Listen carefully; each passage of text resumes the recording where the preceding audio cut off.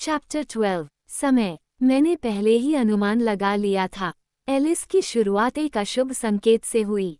Edward ने उसकी पसलियों की ओर कोहनी मारी, जिसे उसने बड़ी सफाई से चकमा दे दिया। ठीक है, उसने बड़बड़ाते हुए कहा।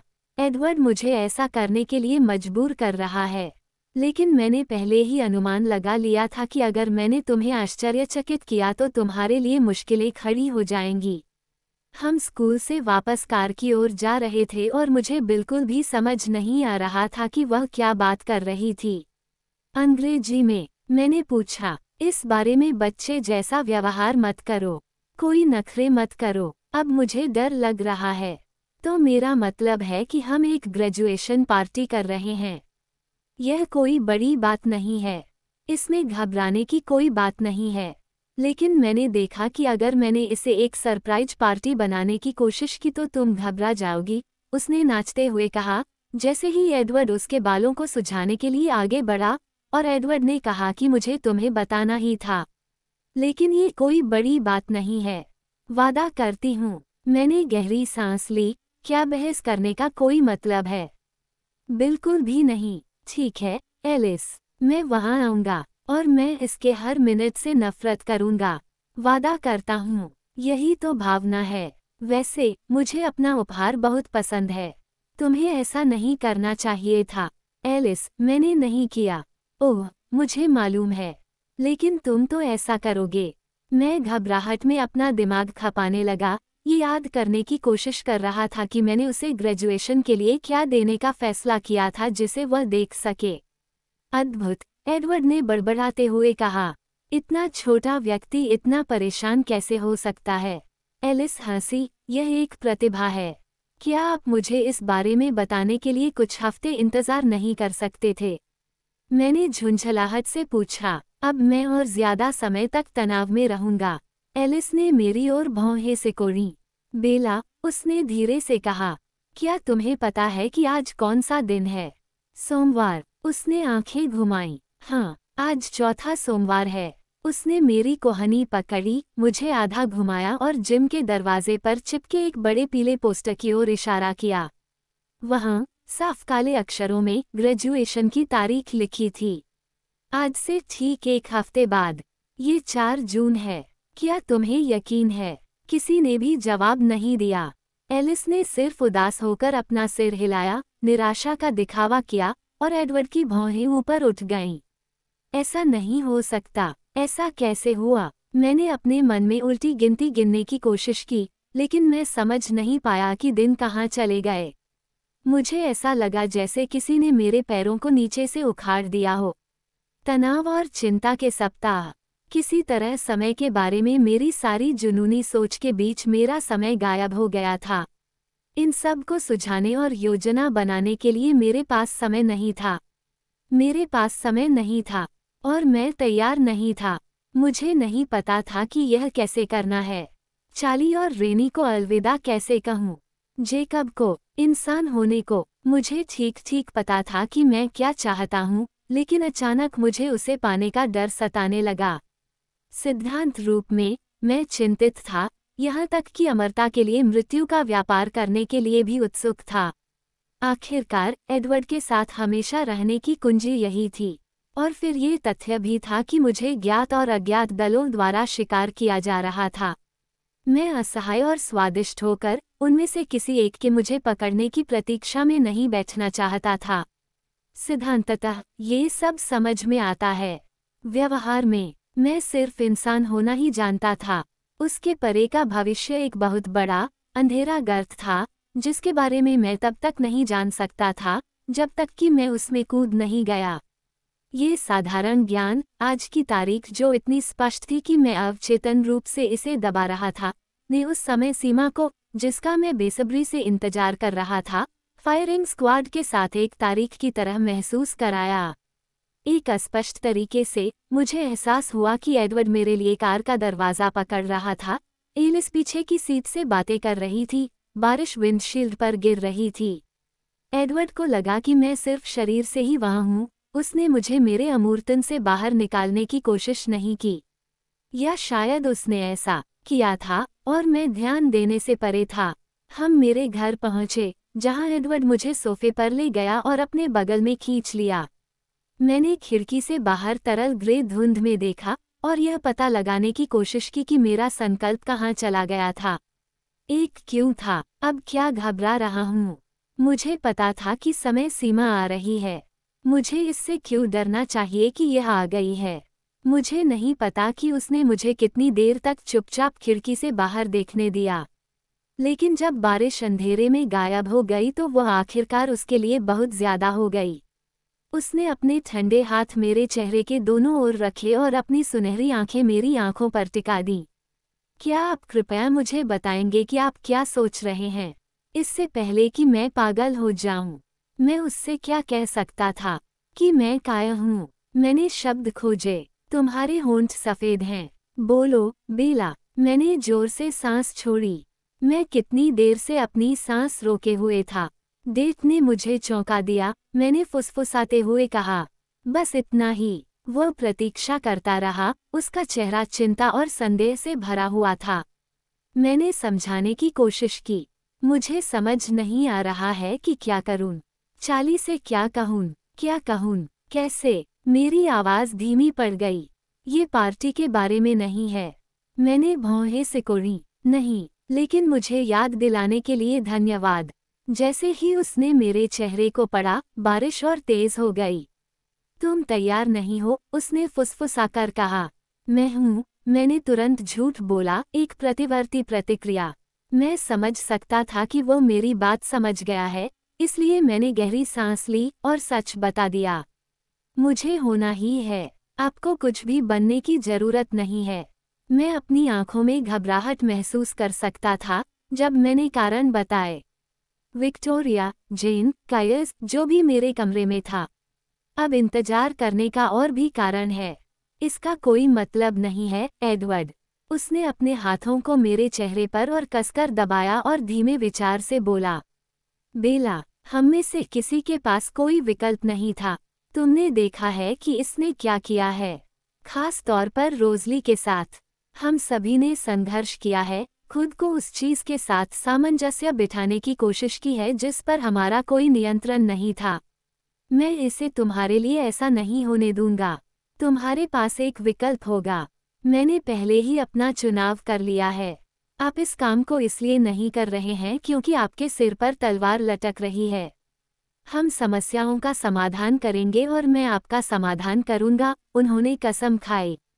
जब हम इस काम को पूरा कर लेंगे और आपको मजबूर करने वाली कोई बात नहीं रह जाएगी, तब आप मेरे साथ जुड़ने का फैसला कर सकते हैं, अगर आप अभी भी ऐसा करना चाहते हैं।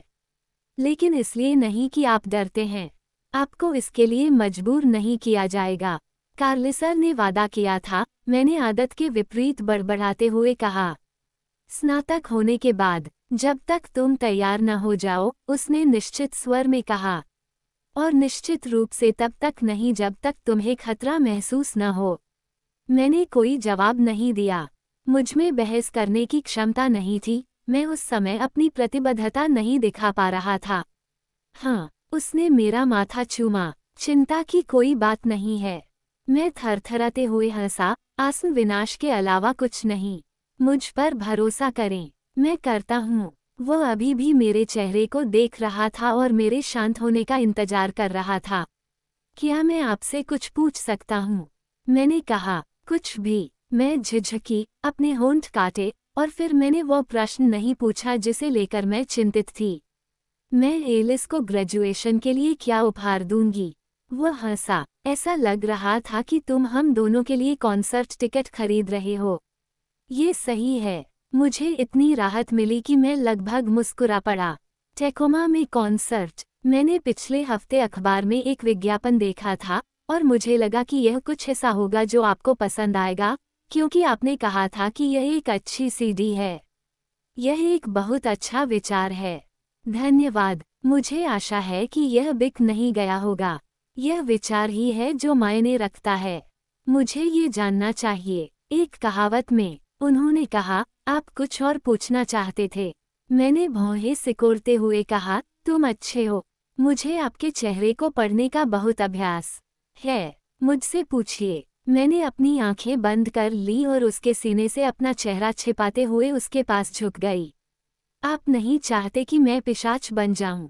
नहीं, मुझे नहीं पता, उसने धीरे से कहा, और फिर उसने और अधिक पूछने का इंतजार किया। यह कोई सवाल नहीं है, उसने एक पल के बाद संकेत दिया। खैर, मैं इस बात को लेकर चिंतित था कि आप ऐसा क्यों महसूस कर रहे हैं? चिंतित, उसने आश्चर्य से शब्द चुना। क्या तुम मुझे बताओगे क्यों?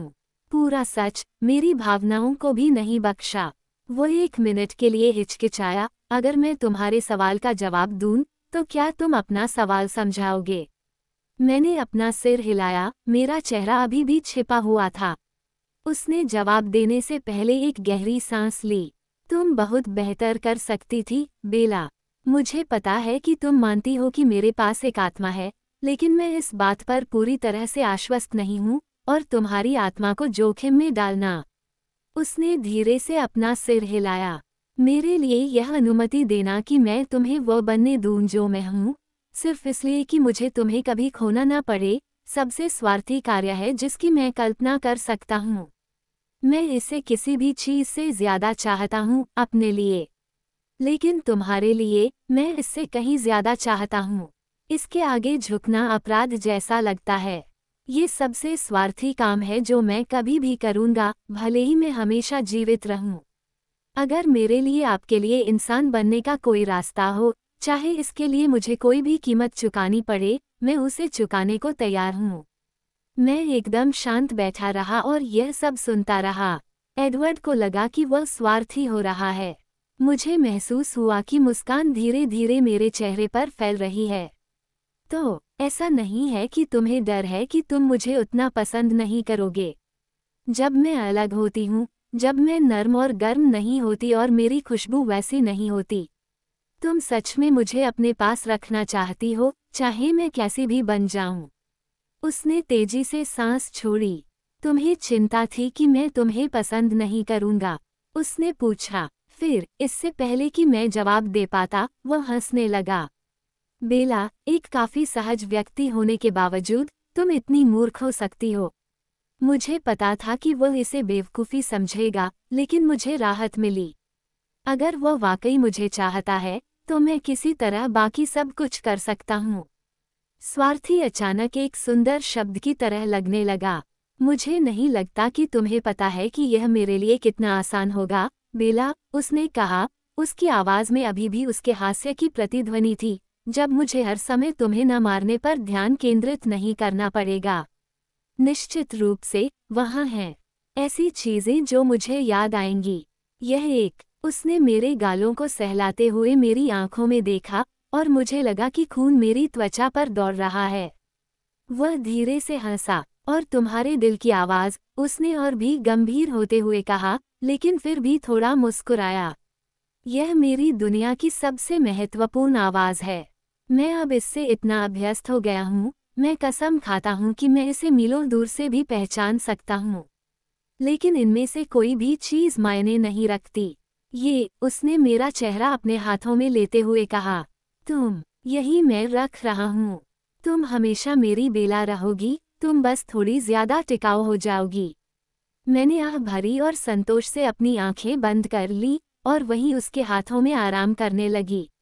अब क्या आप मेरे एक प्रश्न का उत्तर देंगे? पूरा सच, मेरी भावनाओं को नहीं बख्शेंगे? उन्होंने पूछा। बेशक, मैंने तुरंत जवाब दिया, मेरी आंखें आश्चर्य से चौड़ी हो गईं। वह क्या जानना चाहता होगा?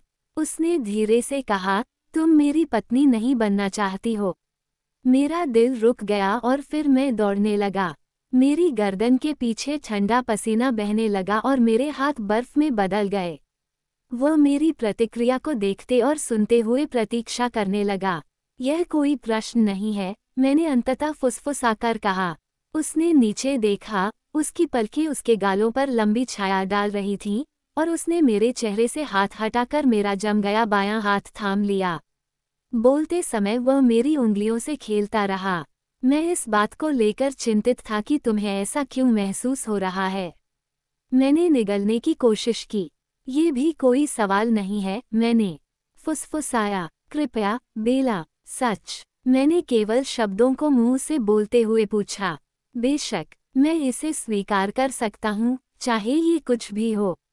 मैंने गहरी सांस ली। तुम मुझ पर हंसोगे। उसकी आंखें चौंक कर मेरी ओर उठीं। हंसना, मैं इसकी कल्पना भी नहीं कर सकता। तुम देखोगे, मैंने बुदबुदाया, और फिर मैंने आह भरी। मेरा चेहरा अचानक निराशा की ज्वाला में सफ़ेद से लाल हो गया। ठीक है, ठीक है। मुझे यकीन है कि यह तुम्हें कोई बड़ा मजाक लगेगा, लेकिन सच में ये बहुत, बहुत शर्मनाक है। मैंने कबूल किया, और मैंने फिर से अपना चेहरा उसके सीने से छिपा लिया। एक संक्षिप्त विराम था। मैं आपका पीछा नहीं कर रहा हूँ। मैंने अपना सिर पीछे झुकाया और उसे घूरने लगी। शर्मिंदगी के कारण मैं उग्र हो गई। मैं वह लड़की नहीं हूँ, एडवर्ड। वह जो हाई स्कूल से निकलते ही शादी कर लेती है, जैसे कोई छोटे शहर की लड़की अपने बॉयफ्रेंड से गर्भवती हो जाती है। क्या तुम्हें पता है लोग क्या सोचेंगे? क्या तुम्हें एहसास है कि यह कौन सी सदी है? लोग 18 साल की उम्र में शादी नहीं कर लेते। समझदार लोग नहीं, जिम्मेदार नहीं, परिपक्व लोग नहीं। मैं वह लड़की नहीं बनने वाली थी। मैं ऐसी नहीं हूँ। मैं धीमी पड़ गई। मेरी गति धीमी हो गई। एडवर्ड के चेहरे पर मेरे उत्तर को समझ पाना असंभव था। बस इतना ही। उसने अंततः पूछा। मैंने पलकें झपकाईं। क्या ये पर्याप्त नहीं है?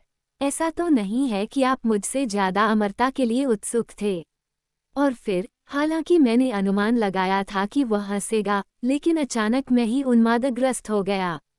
एडवर्ड, मैंने ठहाकों के बीच में कहा, और यह मैं हमेशा सोचती थी कि तुम मुझसे बहुत ज्यादा होशियार हो। उसने मुझे अपनी बाहों में ले लिया और मैं महसूस कर सकती थी कि वह मेरे साथ हंस रहा था। एडवर्ड, मैंने कहा, थोड़े प्रयास से अधिक स्पष्ट रूप से बोलने में सफल होते हुए, तुम्हारे बिना हमेशा रहने का कोई मतलब नहीं है। मैं तुम्हारे बिना एक दिन भी नहीं गुजारना चाहती। उन्होंने कहा, खैर, ये राहत की बात है।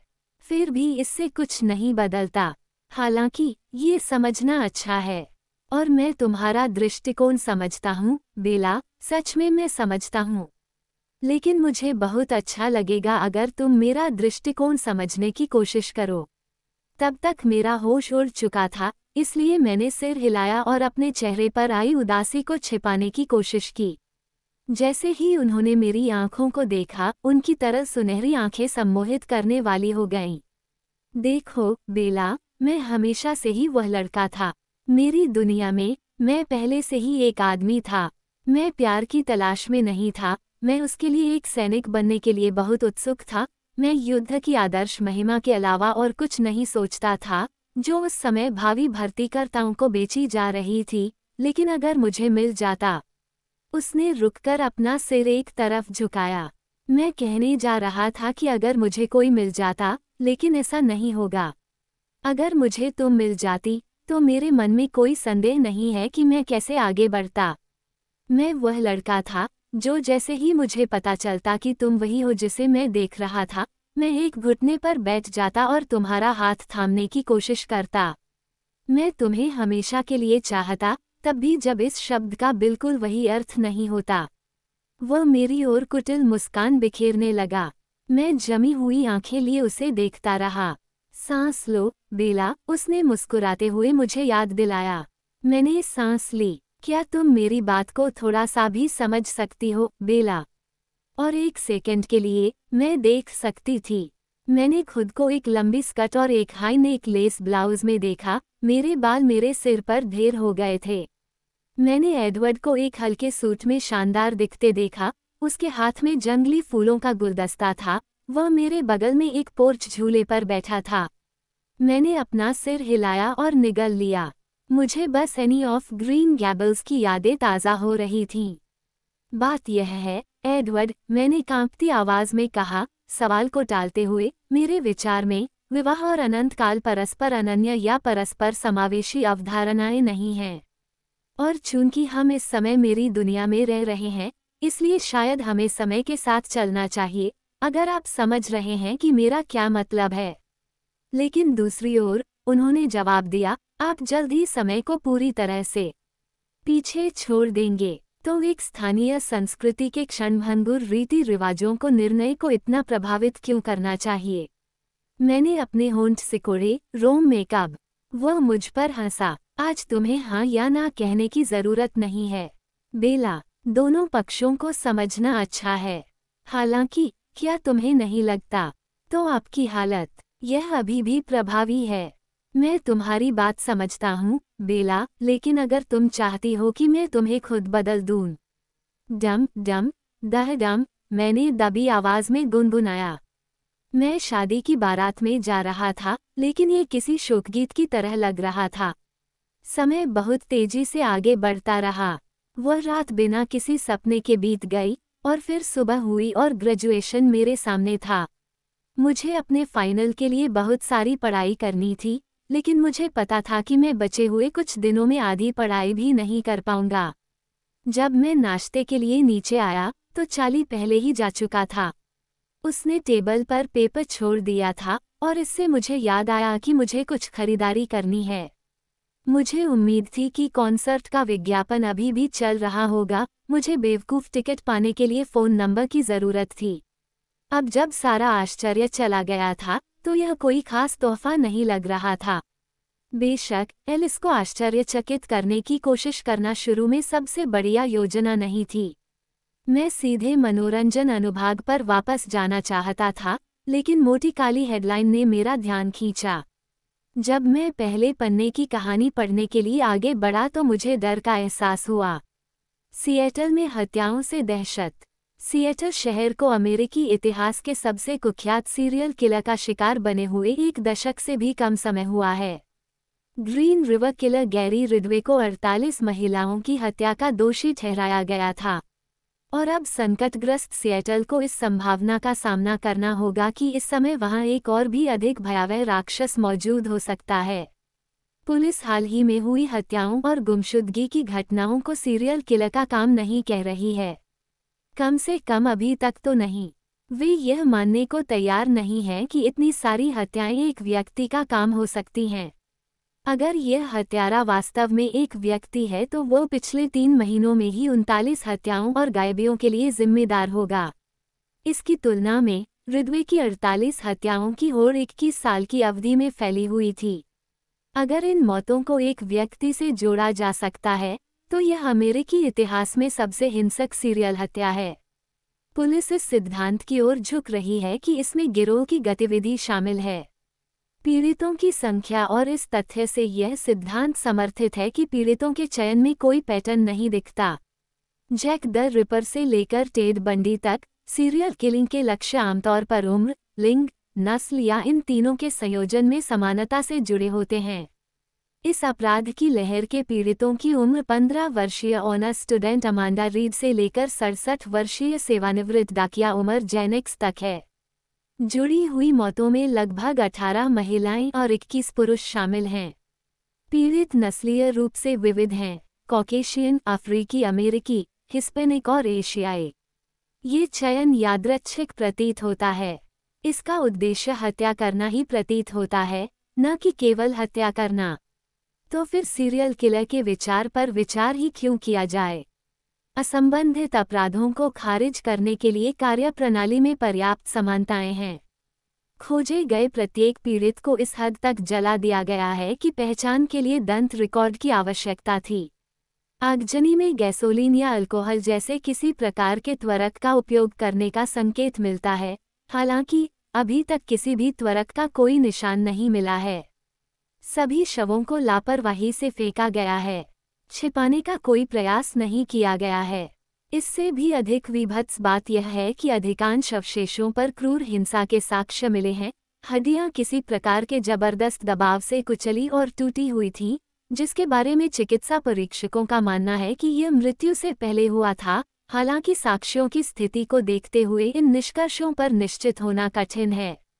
एक और समानता जो एक सीरियल की संभावना की ओर इशारा करती है, हर अपराध सबूतों से पूरी तरह से मुक्त है, सिवाय खुद के अवशेषों के।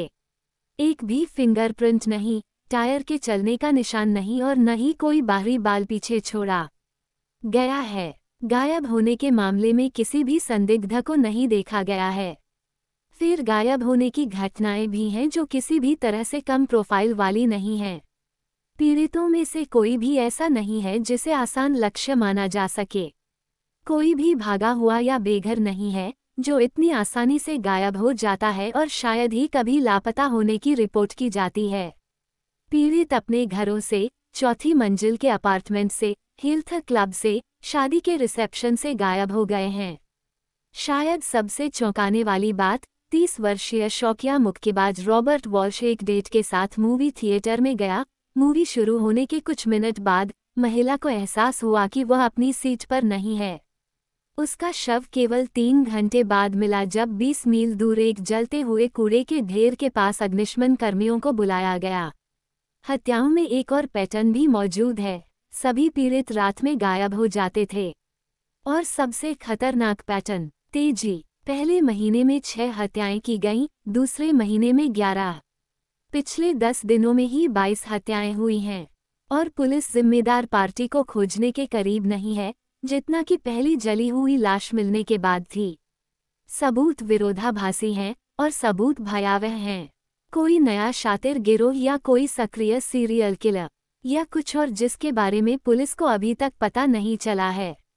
केवल एक निष्कर्ष निर्विवाद है, सिएटल में कुछ भयानक घटना घट रही है। मुझे अंतिम वाक्य पढ़ने में 3 प्रयास करने पड़े और मुझे एहसास हुआ कि समस्या मेरे कांपते हाथों के कारण थी। बेला। मैं पूरी तरह एकाग्र थी, लेकिन एडवर्ड की आवाज़, हालांकि शांत और पूरी तरह अप्रत्याशित नहीं थी, ने मुझे चौंका दिया और मैं घबरा गई। वह दरवाजे पर झुककर अपनी भौहें सिकोड़ रहा था। फिर अचानक वह मेरे पास आया और मेरा हाथ थाम लिया। क्या मैंने तुम्हें चौंका दिया? मुझे माफ़ करना, मैंने दस्तक दी थी। नहीं, नहीं, मैंने जल्दी से कहा। क्या तुमने ये देखा है? मैंने कागज़ की ओर इशारा किया। उसके माथे पर शिकन उभर आई। मैंने आज की खबर अभी तक नहीं देखी थी, लेकिन मुझे पता था कि हालात और ख़राब होने वाले हैं। हमें जल्दी से कुछ करना होगा। मुझे ये पसंद नहीं आया। मुझे उनमें से किसी के भी जोखिम लेने से नफ़रत थी, और सिएटल में जो भी था, वो वास्तव में मुझे डराने लगा था। लेकिन वोल्टुरी के आने का विचार भी उतना ही डरावना था। एलिस क्या कहती है? यही समस्या है। उसकी भौहें सख्त हो गईं। वो कुछ भी नहीं देख सकती। हालांकि हमने आधा दर्जन बार ये देखने का मन बनाया है। उसका आत्मविश्वास कम होने लगा है। उसे लगता है कि वह इन दिनों बहुत कुछ भूल रही है, कुछ गड़बड़ है। शायद उसकी नज़र कमज़ोर होती जा रही है। मेरी आंखें चौड़ी हो गईं। क्या ऐसा हो सकता है? कौन जानता है? किसी ने कभी कोई अध्ययन नहीं किया है, लेकिन मुझे इस पर सचमुच संदेह है। ये चीज़ें समय के साथ और भी गंभीर होती जाती हैं। इरो और जेन को देखो, तो फिर क्या गलत है? स्वयं पूर्ण भविष्यवाणी। मुझे लगता है हम एलिस के कुछ देखने का इंतज़ार करते रहते हैं ताकि हम जा सकें। और वो कुछ नहीं देखती क्योंकि जब तक वो नहीं देखती हम वास्तव में वहाँ नहीं जाएंगे। इसलिए वह हमें वहाँ नहीं देख सकती। शायद हमें ये काम बिना देखे ही करना पड़ेगा। एक कांपते हुए बोला, नहीं। क्या आज तुम्हें क्लास में आने की तीव्र इच्छा थी? फाइनल में बस कुछ ही दिन बचे हैं। वे हमें कुछ नया नहीं देंगे। मुझे लगता है कि मैं एक दिन भी स्कूल के बिना रह सकता हूँ। हम क्या कर रहे हैं? मैं जैस्पर से बात करना चाहता हूँ। जैस्पर, फिर से। यह अजीब था। कलन परिवार में जैस्पर हमेशा थोड़ा हाशिए पर रहता था। चीज़ों का हिस्सा तो था लेकिन कभी उनका केंद्र नहीं रहा। यह मेरी अव्यक्त धारणा थी कि वो केवल एलिस के लिए था। मुझे लगता था कि वह एलिस का कहीं भी पीछा करेगा, लेकिन ये जीवन शैली उसकी पहली पसंद नहीं थी। तथ्य यह है कि वह दूसरों की तुलना में इसके प्रति कम प्रतिबद्ध था। शायद यही कारण था कि उसे इसे बनाए रखने में अधिक कठिनाई हुई। किसी भी हालत में मैंने एडवर्ड को जैस्पर पर निर्भर महसूस करते हुए कभी नहीं देखा था। मुझे फिर से आश्चर्य हुआ कि जैस्पर की विशेषज्ञता के बारे में उसका क्या मतलब था। मैं वास्तव में जैस्पर के इतिहास के बारे में ज़्यादा नहीं जानता था, बस इतना जानता था कि एलिस द्वारा उसे खोजने से पहले वह दक्षिण में कहीं से आया था। किसी कारण से एडवर्ड हमेशा अपने सबसे नए भाई के बारे में कोई भी सवाल पूछने से कतराता था, और मैं हमेशा उस लंबे, बुरे पिशाच से बहुत डरता था जो एक चिंतित फिल्म स्टार की तरह दिखता था और उससे सीधे सवाल नहीं पूछ पाता था।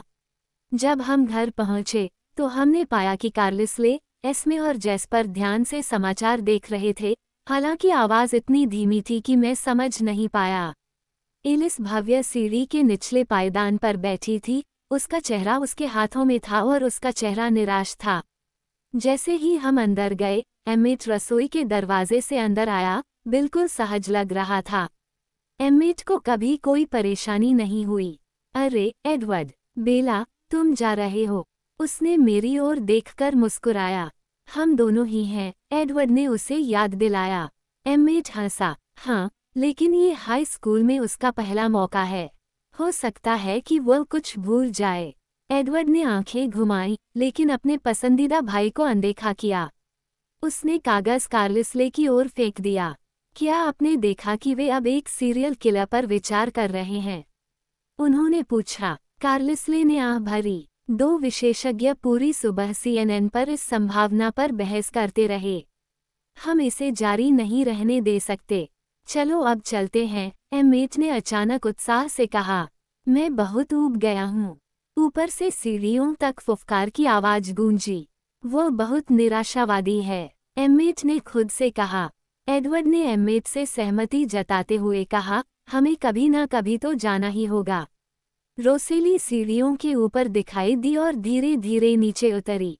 उसका चेहरा कोमल और भावहीन था। कार्लिसले अपना सिर हिला रहा था। मैं चिंतित हूँ। हमने पहले कभी इस तरह की चीज़ों में खुद को शामिल नहीं किया है। ये हमारा काम नहीं है। हम वोल्टुरी नहीं हैं, एडवर्ड ने कहा। मैं नहीं चाहता कि वोल्टुरी को यहाँ आना पड़े। इससे हमें प्रतिक्रिया करने का बहुत कम समय मिलता है।